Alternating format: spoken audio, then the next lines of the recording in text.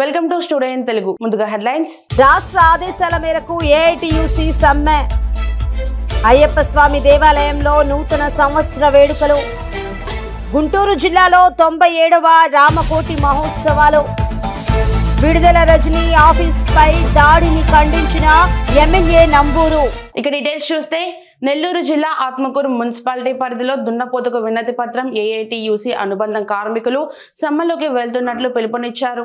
తమ సమస్యల పరిష్కారం కోసం తాము ఈ నెల 3వ తేదీ నుండి సమ్మె బాట పడుతున్నట్లు తెలిపిన ఏఐటియుసి కార్మిక సంఘం అనుబంధపు మున్సిపల్ కార్మికులు ప్రస్తుత ముఖ్యమంత్రి పాదయాత్ర సమయంలో మున్సిపల్ కార్మికుల పట్ల ఇచ్చిన హామీలను గాలికి వదిలేసి తమ సమస్యలు పట్టించుకోకపోవడంతో తాము తమ సమస్యల సాధన కోసం ఈ నెల 3వ తేదీ నుండి నిరవధిక సమ్మెకు వెళ్తున్నట్లు ఆత్మకూరు మున్సిపల్ కార్మికులు తెలిపారు.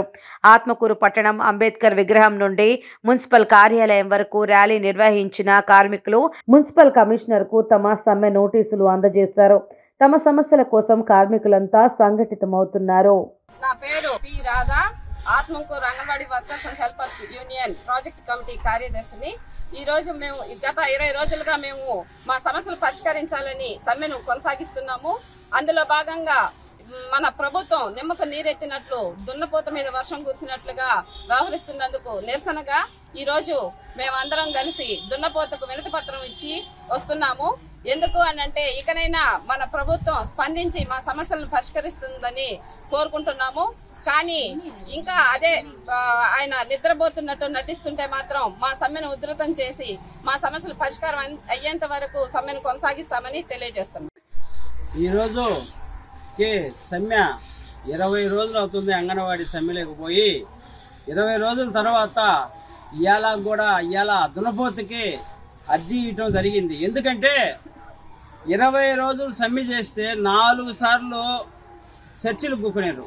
చర్చలకు ఒకరోజు కూడా సీఎంని పిలవకుండా చర్చలు ఏమి పరిష్కరించకుండా ఈ 20 రోజులు కాలయాపన చేసినారు వీళ్ళు. 20 రోజులు ఎందుకంటే ఇంకోటి ఈ 20 రోజులు రాస్తారోకు చేసినారు, మానవహారం చేసినారు, మైనపత్తులు ప్రదర్శన చేసి అంబేద్కర్ బొమ్మ గారు మైనపత్తులు ప్రదర్శన చేసినారు. అంతేకాకుండా ఉద్యమాలు రిలే నిరాదీక్ష చేస్తున్నారు. నిన్న మినిస్టర్ ఇంటికాడికి పోతే అర్జీ తీసుకునే దానికి మినిస్టర్ అర్జీ తీసుకోకపోయిన తర్వాత అందరినీ అరెస్ట్ చేసిన వాళ్ళని రాత్రి పొద్దుపోయిన దాకా వదలకపోయా.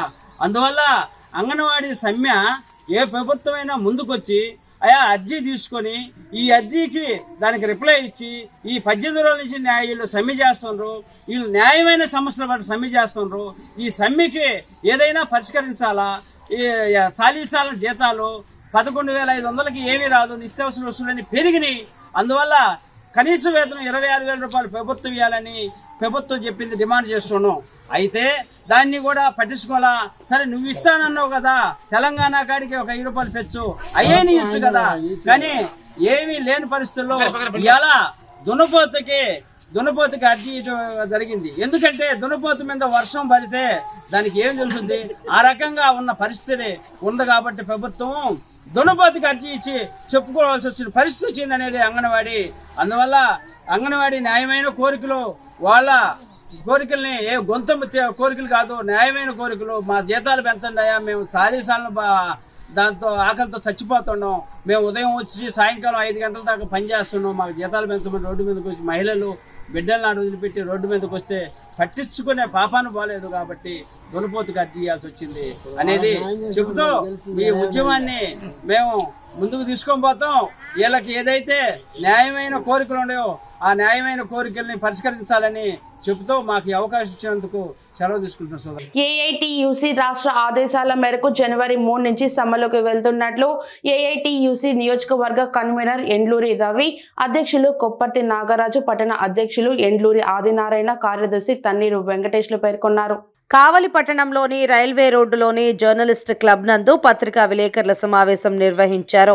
ఈ సందర్భంగా వారు మాట్లాడుతూ డిసెంబర్ 7వ తేదీన రాష్ట్ర ఏఐటియుసి ఆధ్వర్యంలో గతంలో ముఖ్యమంత్రి జగన్మోహన్ రెడ్డి ఇచ్చిన హామీలన్నీ అమలు చేయాలని, అలాగే పిఎఫ్లు వారికి అందించే వస్తు సామాగ్రిని అందజేయాలని ప్రభుత్వానికి సమ్మె నోటీసు ఇవ్వడం జరిగిందన్నారు. అయితే నోటీసు ఇచ్చిన 10 రోజుల్లోనే ప్రభుత్వం పరిష్కరిస్తామని తెలిపి 20 రోజులు కావస్తున్నా స్పందన లేదన్నారు.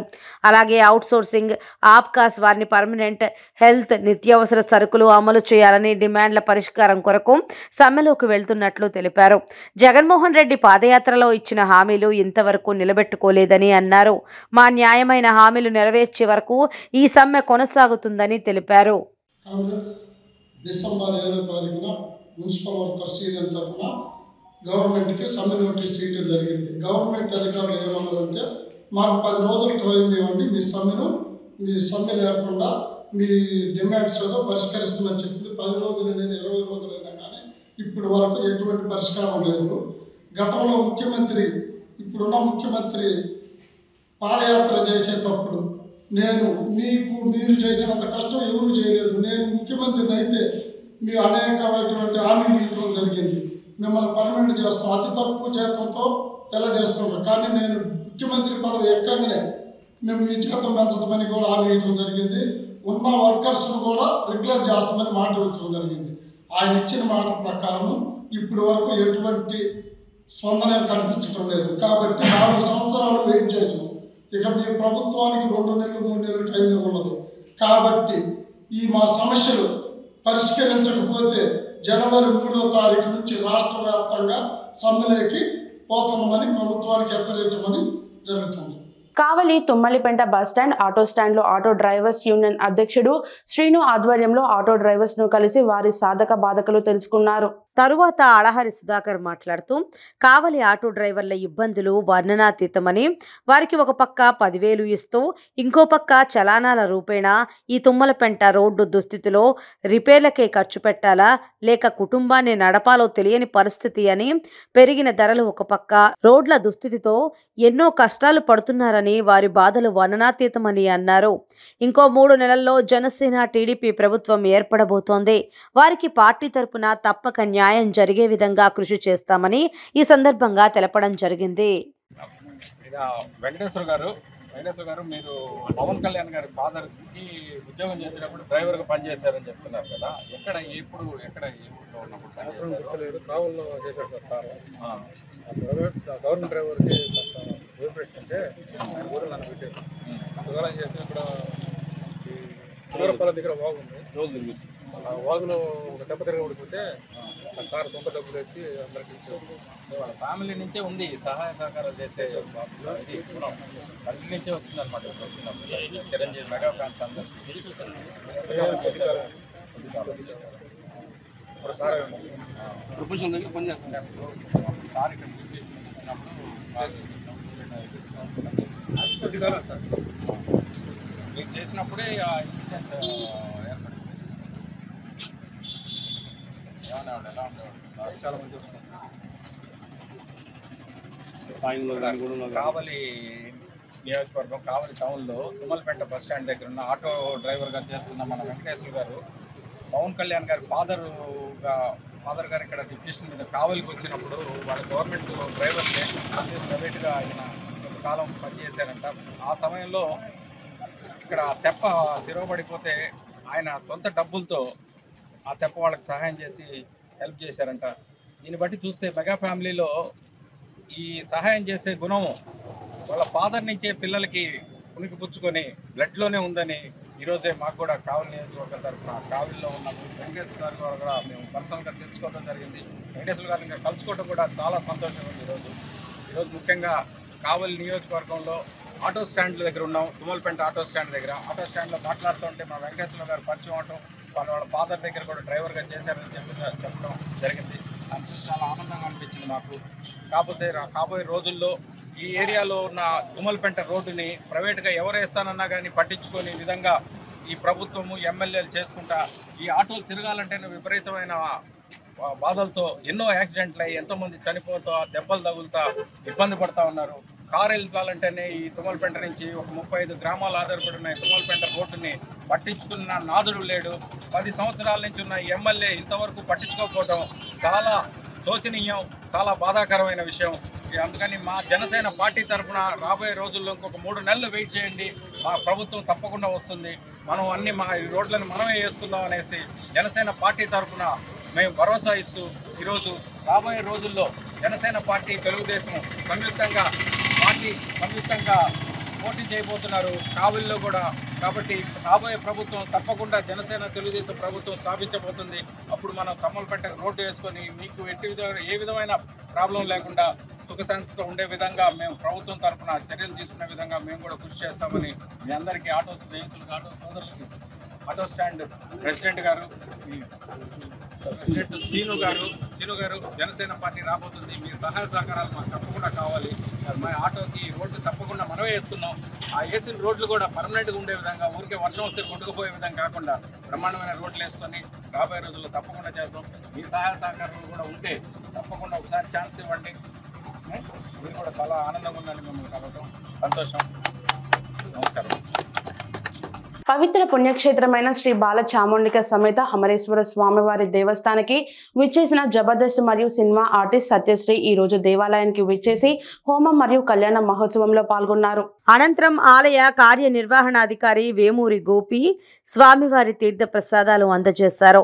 తదుపరి సహృదయ ఫౌండేషన్ వారు నిర్వహించిన బట్టల పంపిణీ కార్యక్రమంలో పాల్గొని బట్టల పంపిణీ మరియు కొన్ని సేవా కార్యక్రమాలు చేశారు. ఈ కార్యక్రమంలో Sahrudaya foundation founder Pattila Srinivas, chairman Pulipati Venkata Pavan Kumar, Kaushik Prasad పాల్గొన్నారు.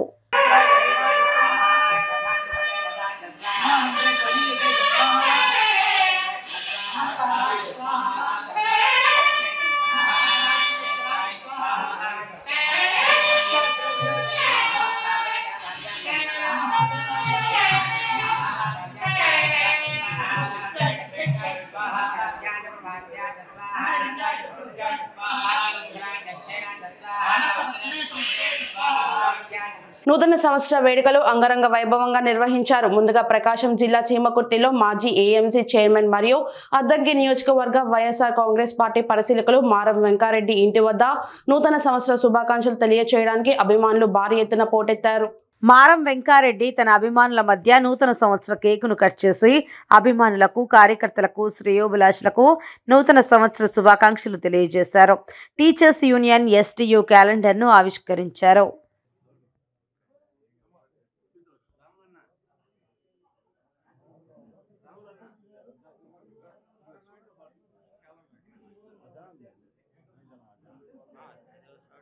గుంటూరు జిల్లా ప్రతిపాడు నియోజకవర్గం మల్లయ్యపాలెంలో వేంచేసి ఉన్న శ్రీ హరహర స్తుతుడైన అయ్యప్ప స్వామివారి దేవస్థానంలో నూతన సంవత్సరం 2024 పురస్కరించుకొని స్వామివారికి శాంతి హోమం, పంచామృత అభిషేకాలు మరియు ప్రత్యేక హారతులు ఇచ్చి ప్రత్యేక పూజలు జరిపారు.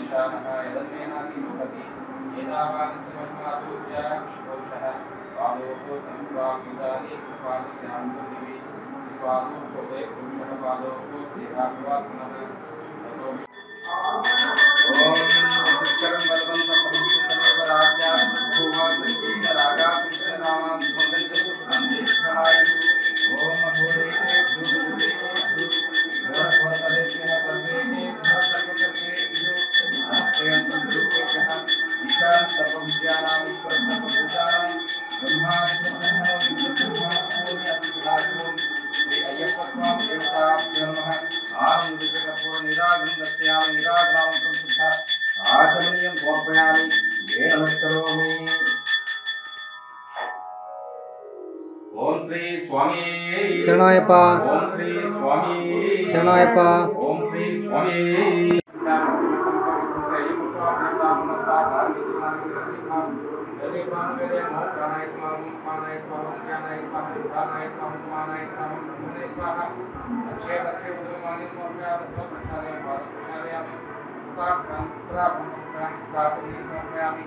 గుంటూరు నగరం పట్టాభిపురం పిఎస్ నిన్న రాత్రి మంత్రి విడుదల రజని కార్యాలయం పైన దాడి చేశారంటూ పేరేచెర్లకు చెందిన పాములపాటి రాంబాబు ఎల్లో షర్ట్ వేసుకున్నాడని, అతనే పగలకొట్టాడనే అనుమానంతో పట్టాభిపురం పోలీస్ స్టేషన్ లో పోలీసులు నిర్బంధించారు. తన భర్తకు షుగర్ బీపీ ఉందని చూపించాలని భార్య ఆందోళన చేసింది.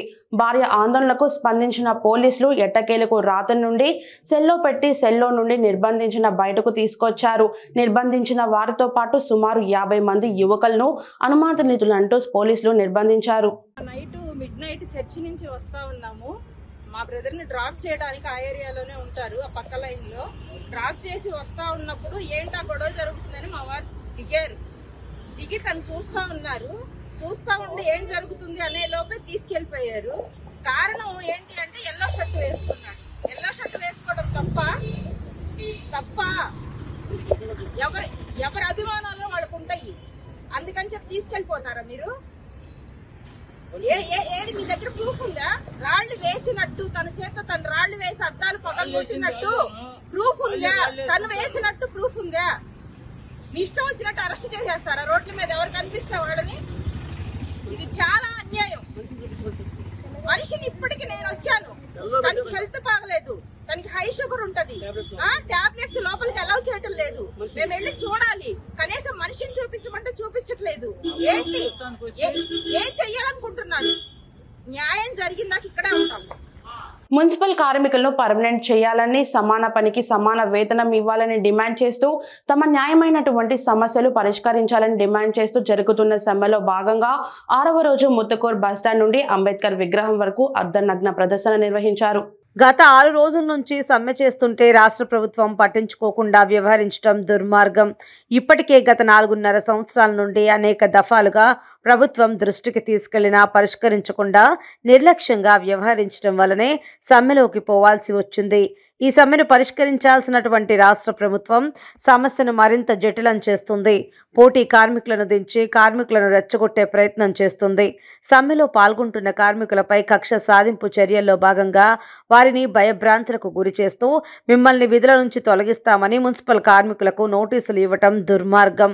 ఇప్పటికైనా రాష్ట్ర ప్రభుత్వం భేషజాలకు పోకుండా దళిత గిరిజనులు అయినటువంటి మున్సిపల్ కార్మికుల న్యాయమైన సమస్యలు పరిష్కరించాలని డిమాండ్ చేశారు. రాష్ట్ర ప్రభుత్వం మున్సిపల్ కార్మికుల పట్ల మొండిగా వ్యవహరిస్తే పోరాటాలని మరింత ఉధృతం చేస్తామని హెచ్చరించారు. రాష్ట్ర వ్యాప్తంగా మున్సిపల్ కార్మికులు గత వారం రోజుల నుంచి సమ్మె చేస్తూ ఉన్నారు. ఈ రాష్ట్రంలో ప్రతిపక్షంలో ఉన్నప్పుడు వైఎస్ జగన్మోహన్ రెడ్డి గారు నేను అధికారంలోకి రాబోతా ఉన్నాను, కొద్ది రోజులు ఆగండి, మన ప్రభుత్వం రాబోతా ఉన్నది, నేను విన్నాను, చూశాను, నేను చేస్తాను అనేటటువంటి మాటలు చెప్పి మున్సిపల్ కార్మికులందరినీ, కాంట్రాక్ట్ అవుట్సోర్సింగ్ కార్మికులందరినీ కూడా పర్మినెంట్ చేస్తానని వాగ్దానం చేసి నమ్మించి అధికారంలోకి వచ్చాడు. అధికారంలోకి వచ్చి ముఖ్యమంత్రి అయిన తర్వాత గడిచిన 4.5 సంవత్సరాల కాలంలో మున్సిపల్ కార్మికులను కానీ, కాంట్రాక్ట్ అవుట్సోర్సింగ్ కార్మికులను కానీ గాలికి వదిలేసి ఇచ్చిన వాగ్దానం అమలు చేయకుండా మోసం చేశాడు. విధి లేని పరిస్థితుల్లో ఈ 4.5 సంవత్సరాల కాలంలో అనేక సార్లు విజ్ఞప్తులు, వినతులు, ధర్నాలు, నిరసనల ద్వారా ఈ ప్రభుత్వం దృష్టికి ఇచ్చిన వాగ్దానాన్ని అమలు చేయమని చెప్పి అనేక సందర్భాలలో తీసుకువెళ్ళినా ఏ రకమైనటువంటి స్పందన లేకపోతే విధి లేనటువంటి పరిస్థితుల్లో ఈరోజు మున్సిపల్ కార్మికులు తమ విధుల్ని బహిష్కరించి పారిశుద్ధ్యం, డ్రైనేజీ, డ్రైవర్సు వీరందరూ కూడా తమ విధుల్ని బహిష్కరించి నిరసన అనేటటువంటిది చేస్తూ ఉన్నారు. కానీ ఈరోజు ఆ కార్మికుల్ని పిలిచి చర్చించి సమస్యల్ని పరిష్కరించాల్సినటువంటి ప్రభుత్వం నెల్లూరు నగరపాలక సంస్థలో నోటీసులు, బెదిరింపు నోటీసులు అనేటటువంటివి జారీ చేసి మీరు 3 రోజుల్లో కానీ వివరణ ఇవ్వకపోతే మీ అందరినీ కూడా ఉద్యోగాల్లోంచి తొలగిస్తామని కమిషనర్ గారు కొంతమంది కార్మికులకి బెదిరింపు నోటీసులు జారీ చేశారు. ఇది సరైనటువంటి పద్ధతి కాదు వైఎస్ఆర్సీపీ ప్రభుత్వానికని మేము ఈ సందర్భంగా తెలియజేస్తూ ఈ చర్యల్ని ఖండిస్తూ ఉన్నాం. బెదిరింపులతో, తాటాకు చప్పళ్లతో, కక్ష సాధింపు చర్యలతో ఈ సమ్మెని ఆపలేరు. మీకు చిత్తశుద్ధి ఉంటే జగన్మోహన్ రెడ్డి గారిని మేము ఒకటే అడుగుతా ఉన్నాం, మీకు చిత్తశుద్ధి ఉంటే మీరు చెప్పిన వాగ్దానం, మీరు ఇచ్చిన వాగ్దానాన్ని అమలు చేయండి, అలా పరిష్కరించండి తప్ప ఈ సమ్మెని సంబంధించి బెదిరింపులతో, అణిచివేతతో, విచ్ఛిన్నంతో, పోటీ కార్మికులతో ఈ సమ్మెని అణచాలి అని అనుకుంటే ఖచ్చితంగా ఇది పొరపాటు పడినట్టే.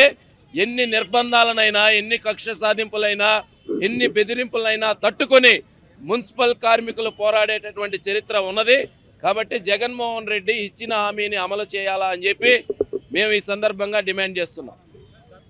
గతంలో మున్సిపల్ కార్మికుల ఉద్యమంలో ప్రత్యక్షంగా నెల్లూరు సిటీ ఎమ్మెల్యే అనిల్ కుమార్ యాదవ్ కానీ, రూరల్ ఎమ్మెల్యే శ్రీధర్ రెడ్డి గారు కానీ ఆ రోజు వైఎస్ఆర్సీపీలో ఉన్నారు.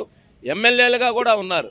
నెల్లూరుకి జగన్ పాదయాత్ర వచ్చిన సందర్భంలో కానీ మున్సిపల్ కార్మికుల ప్రత్యక్ష పోరాటంలో పాల్గొని కొద్ది రోజులు ఆగండి, మన ప్రభుత్వం రాబోతా ఉన్నది, మీ అందరికీ మేము అండనిస్తామని చెప్పి అనేక విజువల్స్, వాళ్ళ అద్భుతమైన ఉపన్యాసాలు, జగన్మోహన్ రెడ్డి గారే కాదు, ఈ నెల్లూరులో ఉన్నటువంటి సిటీ ఎమ్మెల్యే అనిల్ కుమార్ యాదవ్ గారు, శ్రీధర్ రెడ్డి గారు అందరూ కూడా పాల్గొని అద్భుతమైన ఉపన్యాసాలు యూట్యూబుల్లో ఈ రోజుకి కూడా ఉన్నది. అయితే ఆ రోజు కార్మికులందరూ నమ్మారు. ఆ రోజు మంత్రిగా నారాయణ ఉన్నారు, మున్సిపల్ శాఖ మంత్రిగా. ఆ రోజు సిటీ ఎమ్మెల్యేగా అనిల్ కుమార్ యాదవ్ గెలిచాడు అని అంటే మున్సిపల్ కార్మికుల పోరాటం, మున్సిపల్ కార్మికుల యొక్క కృషి. ఈరోజు దాన్ని మరిచిపోయారు. కార్మికులకి నమ్మించే మాటలు చెప్పి వాళ్ళ దగ్గర ఓట్లు దండుకొని వాళ్ళ శ్రమని తీసుకొని ఈరోజు అధికారం వచ్చిన తర్వాత మరిచిపోయి ఇప్పుడు మరలా బెదిరింపు నోటీసులు, దీన్ని విచ్ఛిన్నం చేసే చర్యలు, ఇది ఎంత మేరకు సబబు? ఇది సరైన చర్య కాదు, దీన్ని ఒప్పుకునే ప్రసక్తే లేదు. ఇచ్చిన హామీ ప్రకారం మున్సిపల్ కార్మికులందరినీ పర్మనెంట్ చేయాలని చెప్పి మేము డిమాండ్ చేస్తాం. ఓకేనా? నా పేరు RM Sunil Kumar, Nellore city municipal workers and employees union గౌరవ అధ్యక్షుడిని. ఏదైతే గత 7 రోజుల నుంచి మా మున్సిపల్ కార్మికులు సమ్మెబాట పట్టున్నామో, ఎందుకోసం పట్టామనేది ప్రజలు అర్థం చేసుకోవాలా. ఏదైతే జగన్మోహన్ రెడ్డి గారు పాదయాత్ర సాక్షిగా, అసెంబ్లీ సాక్షిగా మేము అధికారంలోకి రాగానే మిమ్మల్ని అందరినీ పర్మనెంట్ చేస్తాము అని మాట ఇచ్చారు. ఆ మాట చెప్పి కూడా 4.5 సంవత్సరం దాటిపోయినా కానీ ఇంతవరకు మున్సిపల్ కార్మికుల్ని పర్మనెంట్ చేయలేదు. ఏదైతే మాకు సంక్షేమ పథకాలు కూడా వర్తింప చేయడం లేదని చెప్పి కూడా గతంలో మేము ఎన్నోసార్లు విన్నవించుకున్నాము. అలాగే మాకు రావాల్సిన పిఎఫ్, ఈఎస్ఐ పలు సమస్యలు, ఒకటి కాదండి ఎన్నో సమస్యలు ఉన్నాయి.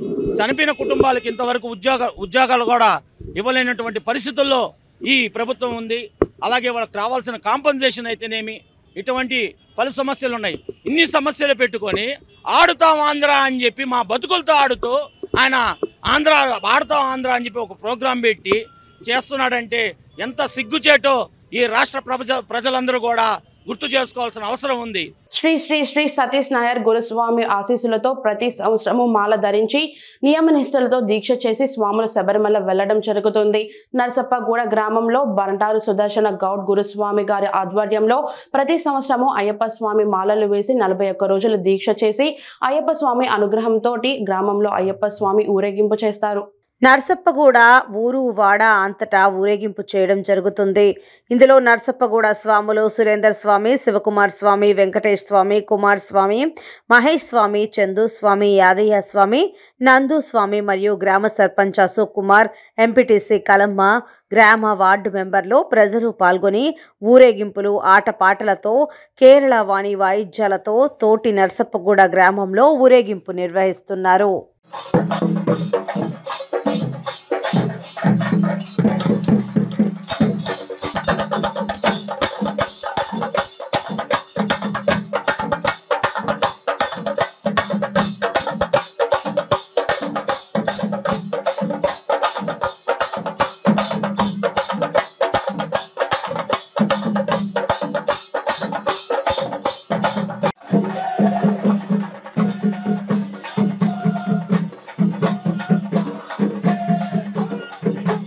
Hey!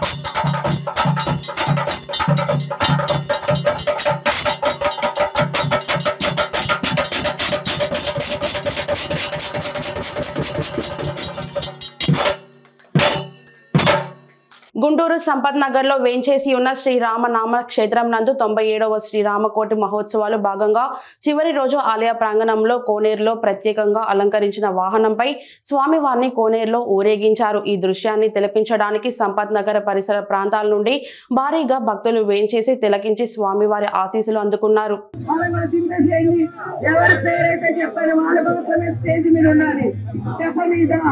దయచేసి 14 మంది కన్నా ఒక్కరున్నా సరే కింద దించేయాల్సిందిగా కోరుకుంటున్నాను. మనందరి క్షేమం, రాముడి క్షేమం ఇంపార్టెంట్. ఇక్కడ ఎవరికి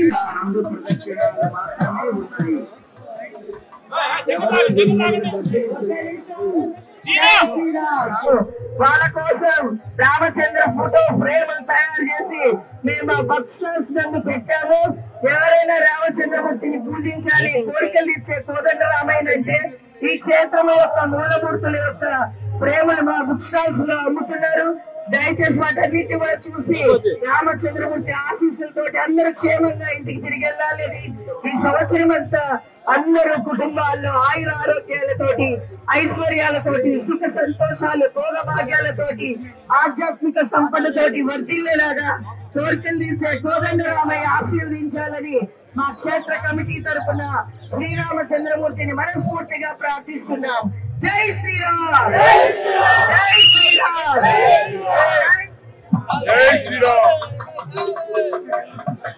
జై శ్రీరామ్.